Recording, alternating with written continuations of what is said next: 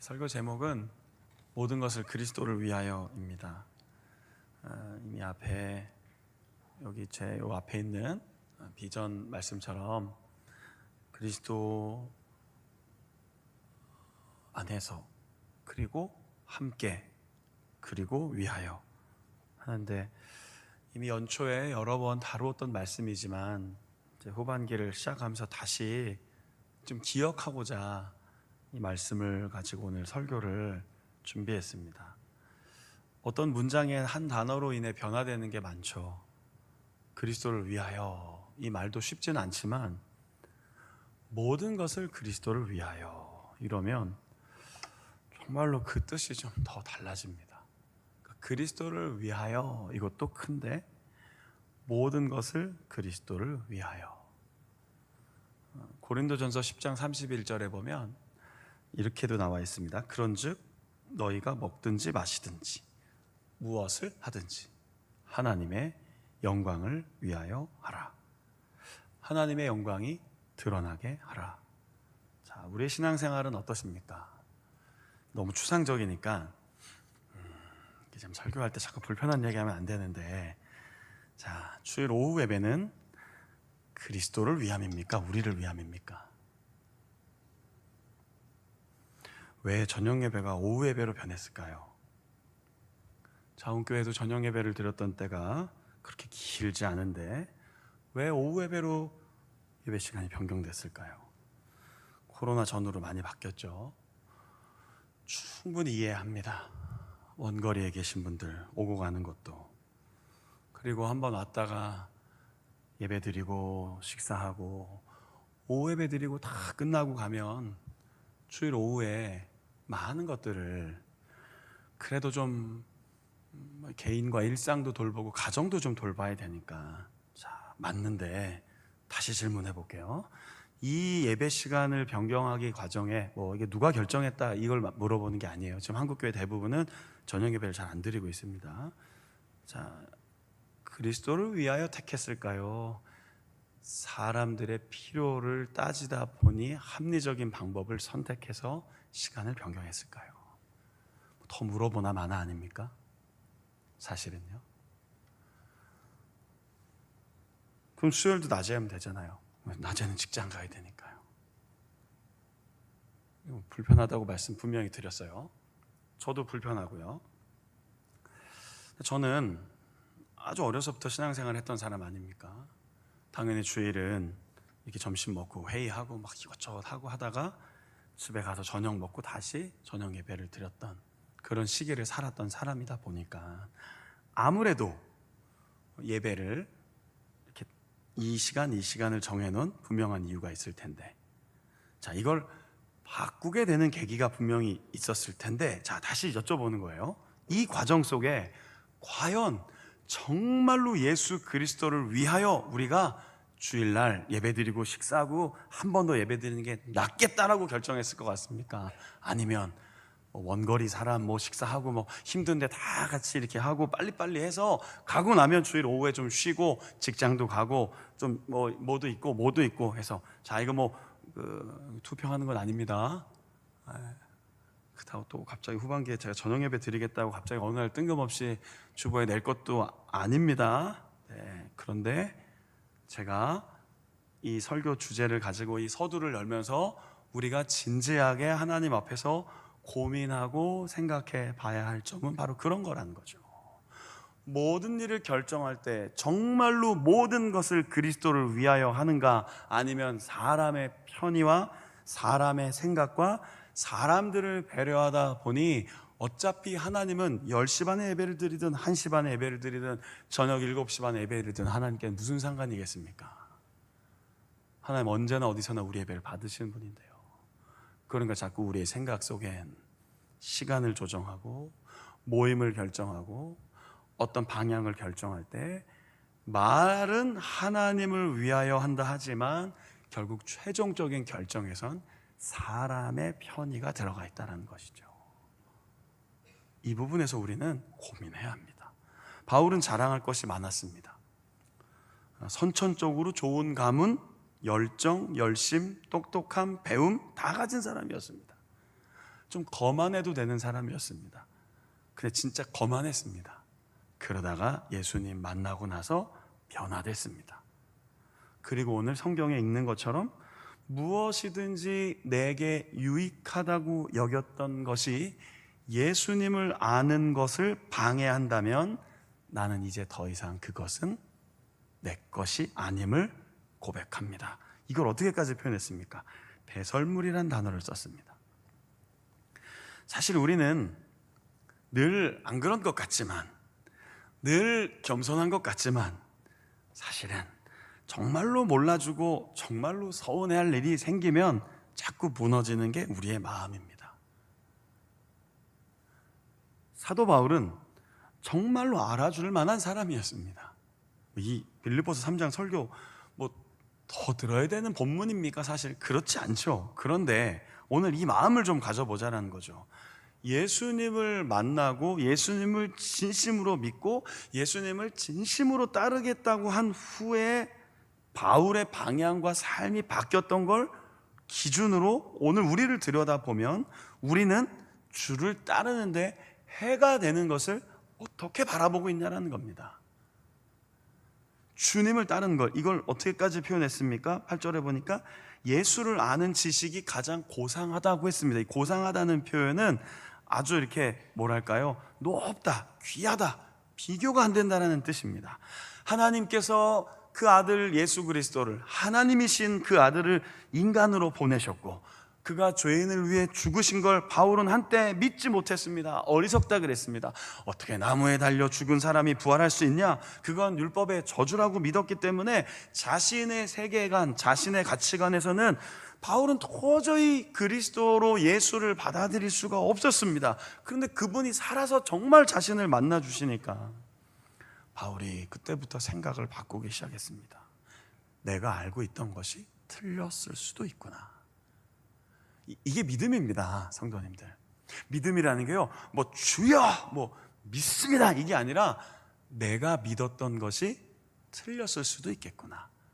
내가 옳다고 여겼던 것이 틀린 것일 수도 있겠구나. 내가 여지껏 이렇게 잘 유지해왔고 아무 문제 없이 살았지만 하나님 보시기에는 이게 다 옳은 것은 아니었을 수도 있겠구나라고 생각하니까 바울이 그동안 자신이 여겼던 모든 자랑거리를 어떻게 여긴다고 했습니까? 배설물이라고 한 겁니다. 원어로는 오물, 똥, 쓰레기란 뜻입니다. 근데 더럽다는 의미를 하려고 한 건 아니고요, 그것을 놓을지라도, 그것을 잊어버릴지라도, 그것이 더 이상 아깝거나 아쉽지 않은 것이 되었다. 왜요? 더 가치 있는 예수 그리스도의 복음을 내가 발견했기 때문에, 이렇게 바울이 쭉 이어가는 겁니다. 여러분이 자랑이 되는 여러분들의 삶의 훈장가도 같은 게 뭐가 있습니까? 자녀이죠. 자녀 여러분의 자랑거리잖아요. 그러니까 자녀들이 좀 뭔가 제 구실을 못하면 부모님들이 자꾸 위축되잖아요. 안 그러신 분들만 계셔서 그런 것 같고, 군에서 여러분 했던 그 모든 경력들, 그리고 끝까지 전역하고 나도 그거 기억하시잖아요. 지금 사회에서 하고 계시는 여러 가지 일들, 귀하고 은혜이고 복인데 그것이 만약 나의 의가 되면, 다시 말하면 나의 자랑이 되면, 나의 공로가 되어서 나를 높이며 살아간다면 결국은 예수를 발견한 사람이 아닐 수 있다는 겁니다. 예수를 발견한 이 시점부터는 바울은 그것이 예수를 드러내기에 필요하면 드러냅니다. 그래서 바울이 마지막까지 자신의 신분 하나를 속이잖아요. 로마 시민권이요. 로마 시민권을 숨기잖아요. 이게 얼마나 어리석은 일입니까? 저는 군에서 이렇게 계급을 달고 있는 사람이잖아요. 그러니까 저도 이제 눈치껏 이 모임은 전투복을 입고 가는 게 훨씬 낫겠다, 이 모임은 계급이 좀 보이는 게 낫겠다, 이 모임은 계급이 없는 게 낫겠다, 저도 다 판단하고 사역도 하고 군생활도 합니다. 바울에게 있어서 이 로마 시민권은요, 진짜 말 그대로 그냥 완전히 불입했습니다. 빌립보 들어갔을 때, 에베소 들어갔을 때, 데살로니가 지역 갈 때마다 그냥 먼저 들어가기 전에 나는 로마 시민권자예요, 그렇게 하면 사람들이 듣습니다. 사람들이 인정한다고요. 핍박하지도 않고 옥에 갇힐 일도 없고 돌을 맞을 일도 없는 거예요. 그런데 그것을 드러내는 순간 하늘 보좌를 버리고 이 낮은 곳까지 오신 예수의 복음을 온전히 드러내기 어려운 걸 깨닫고 그 다음 또 바울은 로마 시민권자인 걸 얘기하지 않습니다. 다 두들겨 맞고 다 매맞고 나서 마지막에 얘기합니다. 여러분 어떠십니까? 우리 사랑하는 성도님들 어떠신 것 같습니까? 여전히 자랑거리 있잖아요. 여전히 여러분의 군에서의 삶, 지금의 삶, 자랑거리가 있잖아요. 그 자랑거리가 나쁘다는 게 아니라 그것이 모든 것을 그리스도를 위하여 더 발견될 수 있다면 그것은 나에게 주신 놀라운 축복의 통로입니다. 그런데 그렇게 사용하지 않고 단순히 나만 높이기 위해, 나를 드러내기 위해 산다면 우리는 주제는 이렇게 정했지만 우리 실생활은 모든 것이 그리스도를 위하지 않는 것입니다. 어떻게 살아가는 것이 맞습니까? 그럼 어떻게 살아가야 합니까? 9절에 보니까 뭐라고 얘기합니까? 내가 가진 의는, 내가 가진 자랑은 율법에서 난 것이 아니다. 내가 잘해서, 내가 열심히 해서, 내가 노력해서, 내가 얻어서, 내가 성취해서가 아니라 오직 예수를 믿는 그 마음, 오직 예수님을 믿었던 그 나의 고백, 오직 예수님을 의지하겠다고 했던 나의 그 간절하고 절실했던 그 고백을 보시고 나를 의롭게 여기신 그 하나님으로부터 나는 모든 것이 되었습니다. 난 그것을 자랑합니다. 굳이 사람들에게 남부러워할 만한, 나 이거 좀 자랑스러워요, 나 이거 정말로 내 삶의 자랑이에요 라고 한다면 내가 정말 이 고백 한마디로 하나님의 자녀가 된 것입니다. 내가 그리스도를 온전히 드러낼 수 있게 자녀 삼아주신 그 은혜에 있습니다. 과거의 성공과 성취에 매여 있지 않고 머물러 있지 않고, 혹은 과거의 상처와 아픔에 매여 있지 않고 머물러 있지 않고 지금 여기서 그 그리스도를 믿는 믿음을 보시고 나를 귀히 여기시는 그 하나님의 자녀로 나는 자랑스럽습니다. 그것을 나는 자랑합니다. 그것이 나의 유일한 자랑입니다. 자, 어떠십니까? 가끔 그런 혹시 마음 들지 않으십니까? 내가 사실은 여기서 이런 일 할 사람이 아닌데, 내가 사실은 여기서 이런 대우를 받을 사람이 아닌데. 맞아요. 다 존귀하신 분들이에요. 대위 때 제가 부대에서 들은 얘기가 하나 있었어요.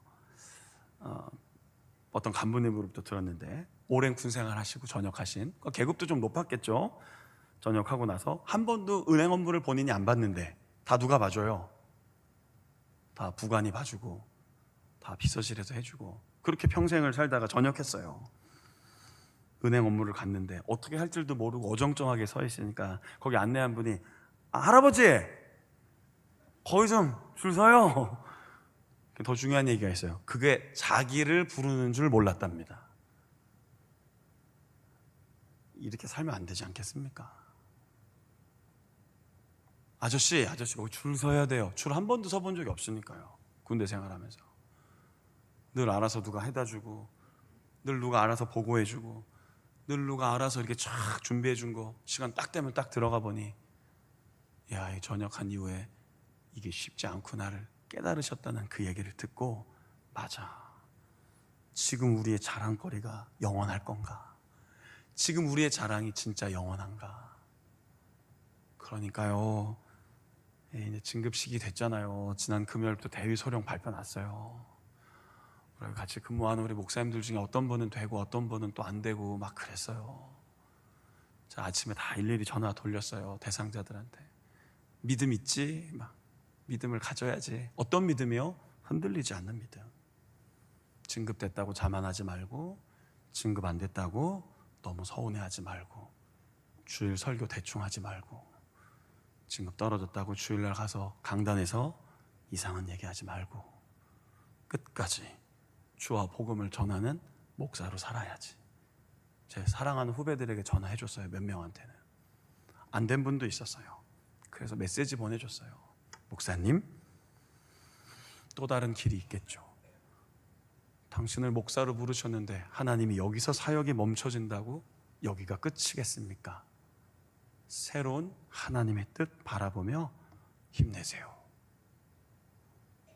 이제 8월에는 또 소령 중령, 9월에는 저도 대상자네요. 너무 기도하지 마세요. 그렇게 좀 힘들어요 사실은. 왜냐하면 교인이 좀 적은 교회는 좀 숨을 수 있는데 교인이 많아서 이게 돼도 그렇고 안 돼도 그렇고 참 그런데 몰라주셨으면 좋겠는데 막 어느 권사에서는 막 제 이름까지 써놓고 막 진급 기도하시더라고요. 그래서 제가 부탁드렸어요. 기억하시죠 권사님들? 그냥 흔들리지만 않게 기도해 달라고 했잖아요. 돼도 더 거만하지 않고, 돼도 너무 지금보다 더 이상하게 변하지 않고, 안 돼도 너무 좌절하고 실망하고 막 마치 인생 끝난 것처럼 그렇게 교인들에게 상처 주지 않게. 권사님들 담임 목사 진급해 주시는 거 좋은데 되고 안 되는 걸 기도하지 마시고 우리 목사님이 그냥 변함없이 아무 일 없는 것처럼 그냥 쭉 목회할 수 있도록만 기도해 달라고 그랬어요. 진짜 제 기도 제목이에요. 정말입니다. 왜요?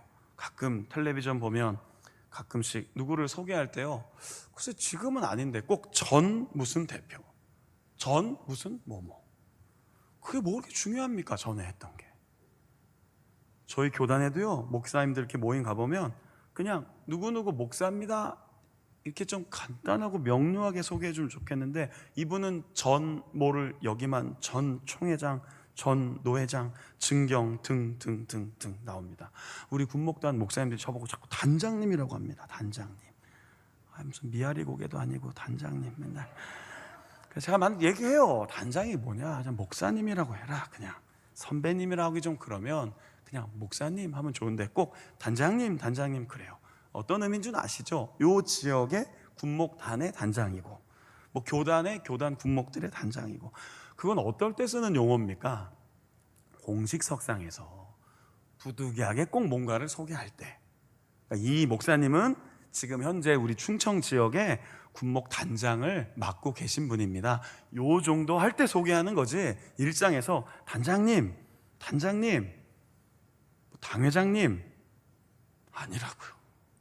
바울이 그거 다 배설물로 던진 거라고 했잖아요. 이미 목사로, 성도로, 그리스도인으로 나를 의롭게 여기셔서 믿음으로, 내가 믿었는데 그 믿음도 하나님이 주신 선물이었는데 그것조차도 인정하셔서 하나님께로부터 난 그 의로움이 나의 자랑입니다. 그러니 나의 모든 것을 내가 자랑하지 않고 유익하다고 여기지 않고 이제는 주를 위하여 잃어버릴 수도 있고 내어줄 수도 있고 포기할 수도 있고 버릴 수도 있습니다. 이것이 바로 오늘 설교 제목입니다. 모든 것을 그리스도를 위하여. 자, 한 가지 얘기만 하고 이제 설교 마치고 오늘은 찬양을 두 곡 부르면서 기도를 해야 돼서 마무리할게요. 지난주 파병 가시는 목사님 오셨잖아요. 네, 아들 딸이 왔는데 아들이 자꾸 제 앞에서 뭔가 머뭇거려요. 근데 사모님이 빨리 얘기해 이러더라고요. 그래서 얘기해봐 그랬더니 못해요. 그래서 사모님 왜요? 그랬더니 얘가 목사님 좋아하는 야구팀을 좋아하나 봐요 이러는 거예요. 제가 야구팀 좋아하는 거 알잖아요. 제 방에 오면 막 있어요. 야구공도 있고 막 그 걔네들 막 유니폼도 있고. 그러니까 최근에 야구를 좋아하게 돼서 야구장을 데려갔더니 그 팀을 너무 좋아해서 그 팀 선수 한 명의 응원가를 이 친구가 배웠대요. 그래서 야 한번 노래해봐 그랬더니 또 못하는 거예요.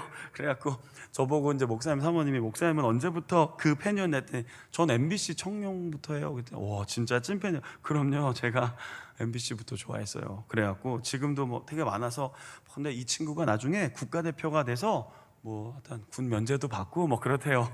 예, 꿈이 생겼대요. 나 국가대표가 된다. 그래서 제가 진짜 성도님들이 요청하면 저 절대 안 줍니다. 제 방에 LG 트윈스 야구공들이 몇 개 있거든요. 기념공. 제가 그거 케이스에 담아서 하나를 줬습니다.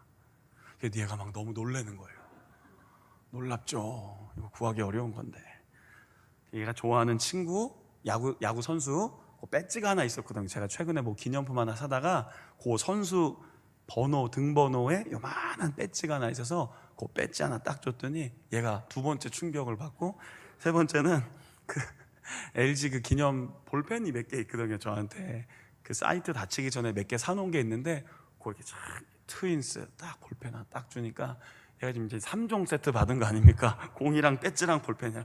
제가 사실은 이렇게 저희 팀 응원할 때 하는 노란 수건 있거든요. 근데 이것까지 주면 얘가 기절할까봐 제가 못 줬어요. 그래서 다음에 놀러 오면 아빠 멀리 해외 나가 있지만 너 혹시 대전에 오면 목사님 찾아와. 그때 내가 그럼 우리 누나들이 입다가 못 입는 조그만 유니폼, 그 유니폼 있거든요. 그거 이제 애들은 못 입는데 목사님이 그 유니폼 줄게. 그랬더니 막 좋아라고 주는 거예요. 자, 제가 이 얘기 왜 한 것 같아요? 왜 했을 것 같습니까? 여러분, 저 그거 진짜 안 준다니까요. 여러분들한테도 절대 못 줘요. 장로님들이 권사님들이 들어와도 그건 못 줘요. 제가 어떻게 모은 건데요. 그런데 그걸 놓으려면 그거보다 더 가치 있는 이야기를 하나 들어야 돼요.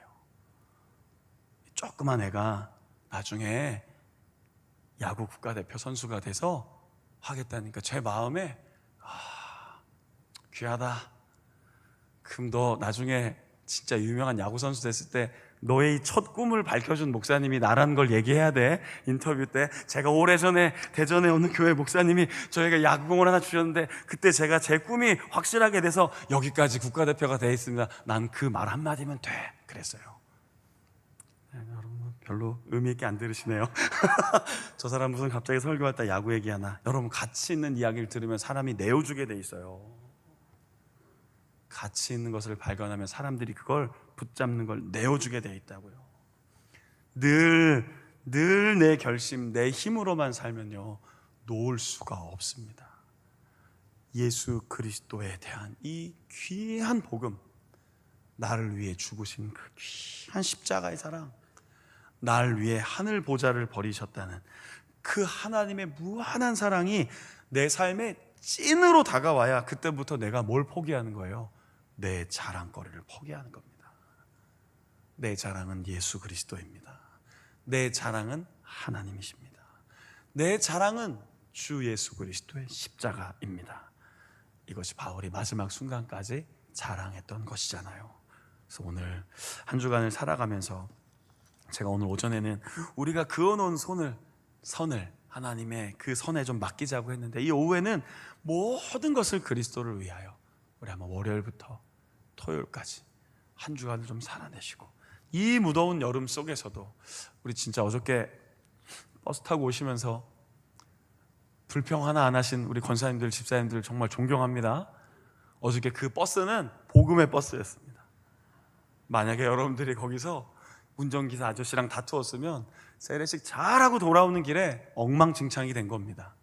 제가 마지막에 들었습니다. 다 더우신데 어떤 권사님 막 어지러우시고 어떤 분은 더위 먹으시고 제가 다 얘기 들었어요. 얼마나 죄송했는지 몰랐어요. 얼마나. 진짜 저기 딱 교회 도착하고 그 얘기를 들었어요. 그래서 사실 처음에 버스에서 내릴 때 제가 이거 나갔잖아요. 표정들은 사실 되게 안 좋으시더라고요. 그래서 오늘 사역이 너무 지쳤나 했는데 나중에 얘기를 들어보니까 두 버스 다 너무 뜨거운 데 세워놨다가 열을 받아갖고 에어컨을 아무리 돌려도 그게 정상적으로 안 돼서 정말 막 찜질방에서 오셨는데 제가 듣기로는 맞죠? 1호차, 2호차 다 맞죠? 안 싸우시고 막 어떤 분은 이러셨다는데요. 좀 시원해지는 것 같아 이러셨다는데요. 자기 암시, 자꾸 이제 최면을 건 거죠. 여기서 쓰러지기 전에 차라리 시원하다, 시원하다, 시원하다, 시원해지고 있다, 시원해지고 있다. 너무 감사합니다. 어저께 그렇게 고생하셨는데 이 무더운 여름에 그럼 우리가 누구를 의지하며 삽니까? 그리스도 예수를 의지하며 하나님이신 사랑을 힘입어 서로를 의지하며 서로 의지하며 사는 거예요. 서로 교회를, 성도를 의지하며 믿음으로 한 주간 살면서 내 힘으로 살다가 무너지는 한 주간이 아니라 모든 것을 그리스도를 위하여 살아가다가 다시 일어서고 다시 힘을 내는 그런 우리 귀한 성도님들의 삶이 되시기를 주님의 이름으로 축원합니다. 표대를 향하여라는 찬양을 먼저 첫 곡 부르고요.